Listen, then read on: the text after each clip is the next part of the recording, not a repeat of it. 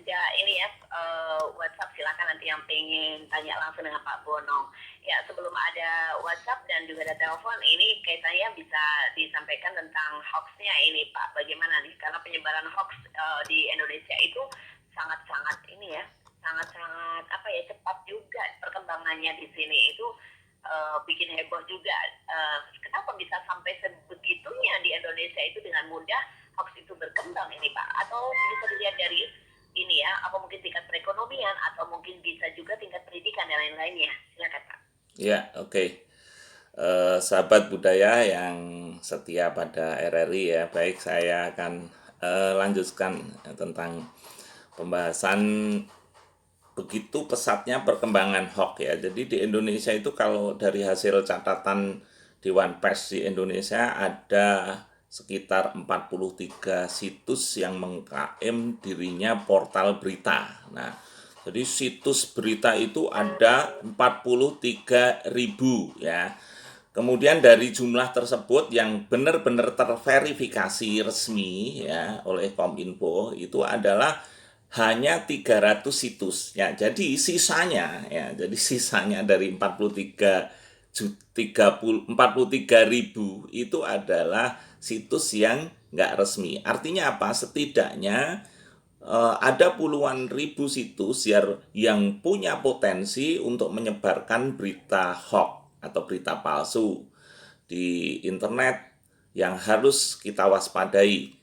Sementara dari data Kominfo itu ada sekitar 800.000 situs di Indonesia yang telah terindikasi sebagai penyebar hoax. Nah ini Mbak Titi, ini yang kemudian kenapa kok kita ini begitu familiar dengan hoax. Bahkan seakan-akan hoax itu menjadi suatu kebenaran. Kenapa? Karena jumlah situsnya aja atau apa namanya yang pembuat atau situs yang ada di Indonesia aja begitu banyak. Nah, itu yang pertama yang harus kita ketahui. Kenapa begitu mudah? Karena apa? Setiap hari kita seperti hidup di dalam hoax.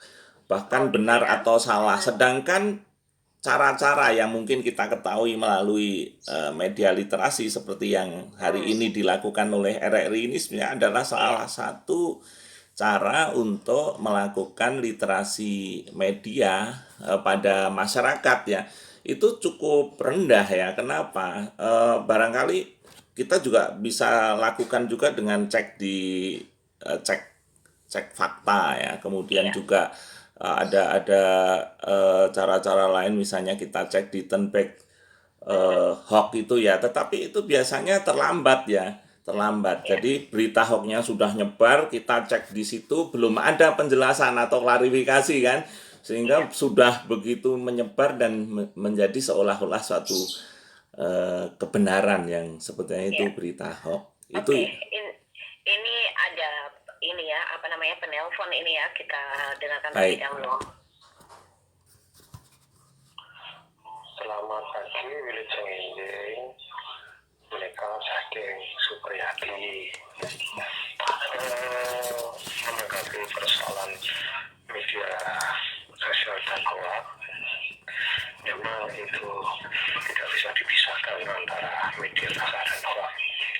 Jadi sekarang kalau lihat fenomena sekarang itu, media massa justru saya melihat adalah sumber yang paling besar hoax.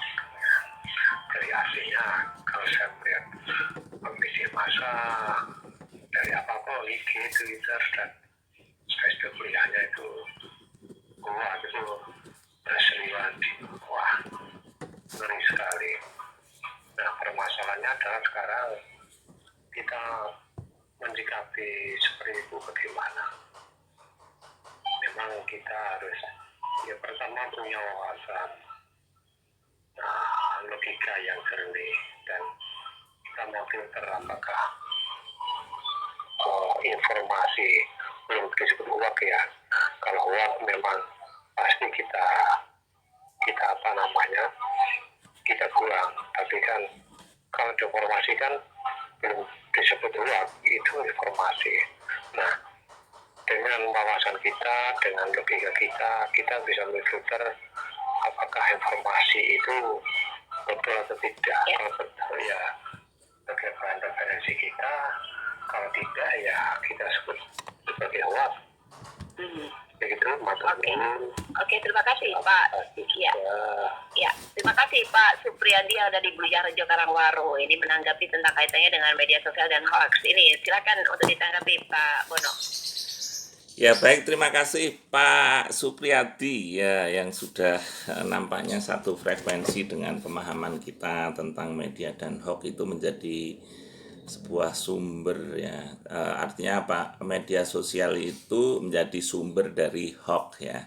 Benar Pak. Jadi tetapi satu sisi kan kita tidak bisa mengelak dari perkembangan teknologi media sosial itu. Nah, sekarang bagaimana sikap atau solusi kita terhadap perkembangan media sosial itu sehingga tidak berefek atau berdampak yang negatif terhadap perkembangan hoax dan hate speech di masyarakat kita gitu. Tadi Pak Supriyadi sudah memberikan beberapa saran yang barangkali juga relevan supaya apa logika kita itu di dalam menyikapi berita-berita itu lebih lebih jernih lagi ya, tidak begitu mudah percaya ya, kita tidak cepat-cepat responsif ya, reaktif terhadap isu yang begitu tiba-tiba muncul kemudian kita reaktif. Itulah yang kadang-kadang membuat kita sesat pikir di situ. Nah, nanti solusinya ada beberapa Pak. Barangkali salah satunya adalah melalui media literasi yang dilakukan oleh RRI sekarang ini adalah bagian dari media literasi. Hanya saja kita harus melakukan itu secara konsisten, istiqomah, terus-menerus, dan di berbagai kalangan. Sehingga masyarakat kita itu semua bisa melek media. Sehingga tidak mudah terhasut oleh dampak-dampak negatif dari media sosial khususnya hoax gitu. Iya. Oke, ada WhatsApp dari ini Erika yang ada di Jalan Solo. Selamat pagi Mbak Titi dan selamat pagi juga narasumber di ujung telepon. Ya, ini saya pengen tanya, kaitannya dengan berita hoax di medsos itu, kenapa ya kalau di medsos itu berita hoax kadangkala membuat viral malahan, dan itu kadangkala sering diviralkan. Dengan viral seperti itu, kadangkala orang yang tidak tahu kadang ikut-ikutan ataupun tiru-tiru, meniru. Tapi bagaimana sih sebenarnya pihak-pihak terkait agar tidak sampai itu terjadi berulang-ulang sesuatu hal yang sama kaitannya dengan hoax, sara, politik atau dan lain-lainnya. Apalagi berita itu muncul kadang selalu bersamaan di sana sini. Mohon ditanggapi ini Pak. Silakan Pak Bono dari Erika di Jalan Solo. Ya baik, Mbak Erika, ya betul. Jadi memang berita itu kalau dari medsos kok sekarang begitu mudah atau cepat viralnya ya dibandingkan dengan berita yang bukan dari medsos. Nah inilah yang makanya saya sampaikan bahwa literasi media itu sangat penting untuk kita lakukan. Kalau berita-berita atau informasi yang dari media konvensional atau media mainstream yang itu jelas-jelas ada staf redaksinya, kemudian ada dasar hukum pendirian kelembagaan itu, otomatis kan tidak mungkin ya melakukan penyebaran berita-berita hoax. Nah, satu sisi untuk media sosial itu kan tidak terkontrol ya, meskipun sekarang dari tahun ke tahun kemudian ada perkembangan yang baik atau yang dilakukan oleh pemerintah sehingga bisa menangkap para orang-orang yang tidak bertanggung jawab itu. Salah satunya misalnya ketika aktivasi SIM card kita itu sudah terverifikasi atau terdata dengan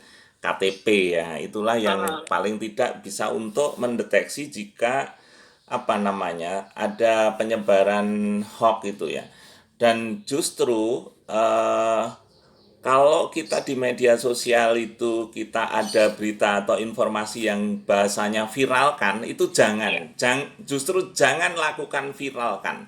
Karena apa? Gitu Ya, ya. itu si pembuat berita atau informasi itu berniat ingin menyebar hoax gitu. Justru ketika Anda viralkan gitu ya, itu nggak usah viralkan. Sudahlah kita anu aja, kita jadikan sebagai bahan kita sendiri, kita baca, kemudian kita tunggu dulu ya, kita tunggu Iya. perkembangannya apakah benar ya. Kalau kalau tidak, apalagi di masa pandemi kayak gini nih, gampang sekali orang itu menyebar hoax dan dipercaya oleh masyarakat gitu.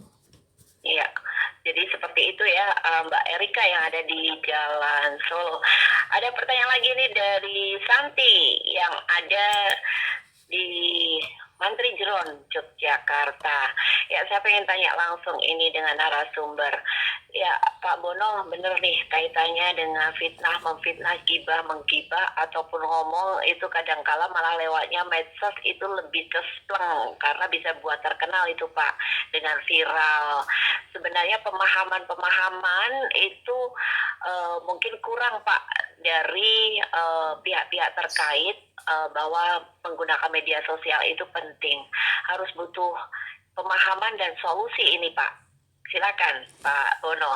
Ya, betul, Mbak Santi ya ini ya. Iya Mbak Santi. Mbak Santi ya, Yang ada di betul, Mantri Jeron. betul ya. Saya setuju Mbak bahwa makanya kan pemahaman masyarakat itu memang masih ya bisa dikatakan kalau dari hasil survei itu Indonesia itu termasuk masyarakat yang tingkat literasinya itu masih rendah ya, sehingga Rendah ya. ya rendah, sehingga tema-tema hoax itu begitu disukai. Ini kaitannya dengan budaya masyarakat kita ya, yang kalau kita lihat memang masyarakat kita seperti yang disampaikan Mbak Santi tadi, atau tepatnya kultur ya, kultur atau tradisi, atau kita itu suka bergunjing ya, Oh, gitu ya. membicarakan hal-hal yang tidak baik atau yang buruk itu seneng gitu ya, seneng dan berkembang gitu loh. Iya. Nah, itulah yang kemudian difasilitasi atau didukung oleh media sosial, dan setiap orang itu bisa pegang atau punya media sosial bahkan lebih dari satu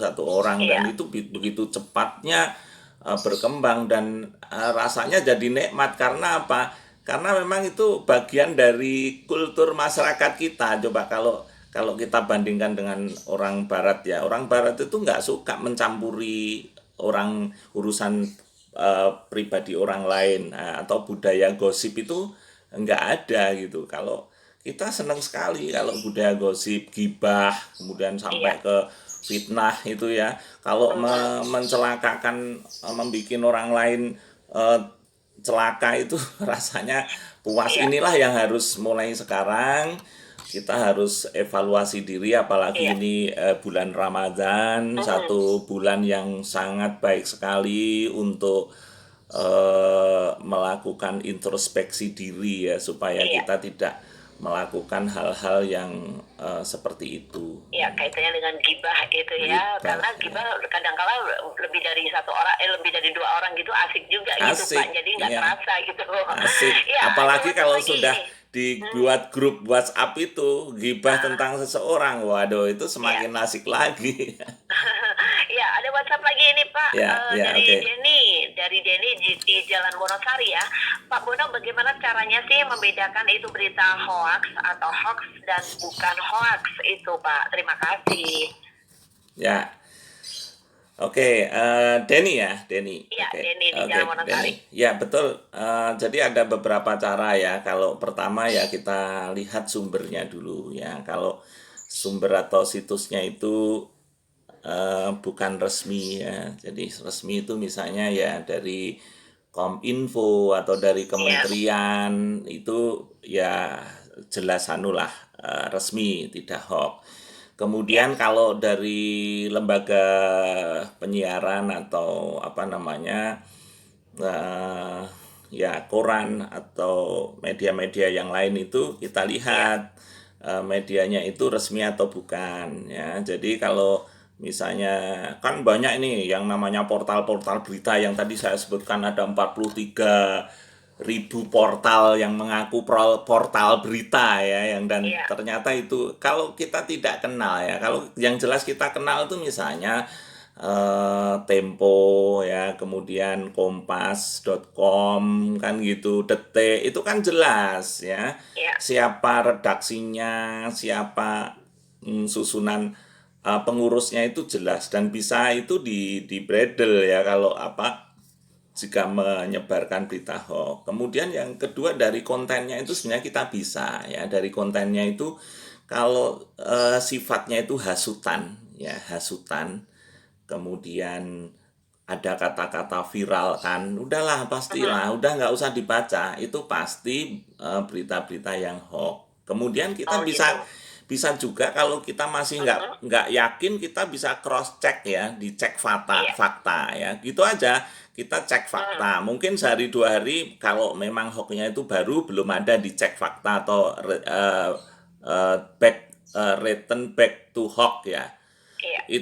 itu kita bisa cek di situ. Atau mungkin ada juga sebenarnya banyak lembaga-lembaga yang atau pegiat-pegiat literasi media itu yang kemudian mengklarifikasi misalnya isu-isu ya, isu-isu misalnya yang baru saja saya lihat itu misalnya isu tentang tisu tisu yang dipakai di toilet itu namanya kok menggunakan huruf yang bertuliskan Allah misalnya, itu kan sangat sensitif ya, itu Iya.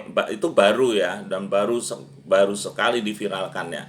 Ketika kita cross check, dicek fakta, itu ketahuan bahwa oh itu ternyata hoax, bahwa itu bukan tulisan Allah. Jadi memang semua itu juga tergantung dari mindset kita. Ketika kita itu Iya. sudah tidak suka pada sesuatu ya, misalnya puasa gini nih ya, Iya. mindset kita itu haus ya, lihat sesuatu yang berbau Iya. minuman gitu, itu seakan-akan jadi nikmat kan gitu ya. Iya. Iya, tetapi kalau misalnya atau mungkin tanggal tua ya, lihat Iya. kertas yang bukan uang aja dikira uang misalnya kan, uang. itu kan bisa jadi seperti itu Iya. Mbak ya, ya. Oke. Iya, karena waktu juga sudah mepet ini, Pak Bono, silakan untuk diberikan solusi. Jadi Oh ya, menjadi baik. sebuah catatan buat kita semua, sahabat budaya, biar tahu kaitannya dengan media sosial dan hoax itu harus seperti apa solusinya. Ya. Dan nanti juga konklusinya silakan untuk disampaikan juga. Silakan Pak. Ya baik, untuk sebelum kita masuk ke solusi, sebetulnya hoax yang berbahaya itu apabila menyangkut dengan sara politik ya. Kalau mungkin yang lain-lain seperti hoax selebritis gitu, itu nggak terlalu ya. Karena apa, yang namanya sara ini seperti akhir-akhir ini kita lihat di media sosial itu tentang isu-isu penistaan agama itu ya, yang dilakukan oleh Joseph Pausang, kemudian Desak Made, kemudian Yahya Waloni dan lain-lain sebagainya, itu sangat sensitif ya. Apabila itu berkembang gitu ya, itu bisa terjadi konflik agama atau konflik yang bernuansa sara, itu bisa fatal seperti yang kita lihat bahwa dulu kasus, kalau kita ingat tahun 2004-2005 itu kasus Dayak Madura itu ya di Kalimantan Iya. Barat, itu konflik suku ya, suku. Kemudian agama itu Kristen dan Muslim itu di Ambon itu. Saya kebetulan pernah riset di sana ya pada tahun 99 konflik, kemudian sampai 2004 itu, kemudian sampai sekarang itu masih terasa, dan begitu mengerikannya yang namanya konflik yang berbasis sara itu.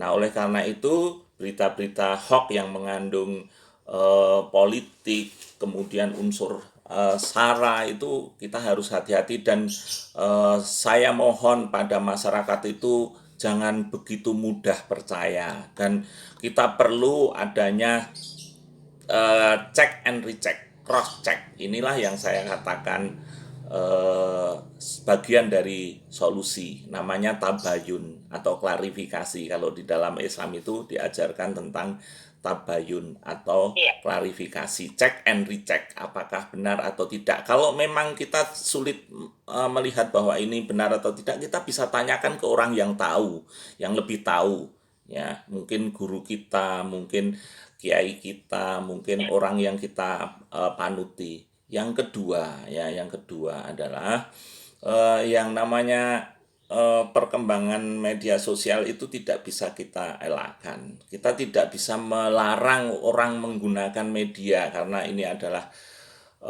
bagian dari kebebasan berpendapat.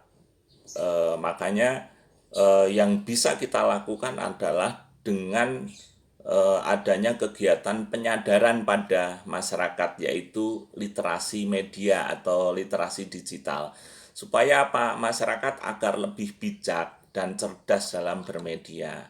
Nah, saya kira itu Mbak Titi. Iya, Ya, ini apa yang dilakukan RRI saya benar-benar mengapresiasi. oke. Kita harus lakukan Mhm. terus yang namanya literasi media,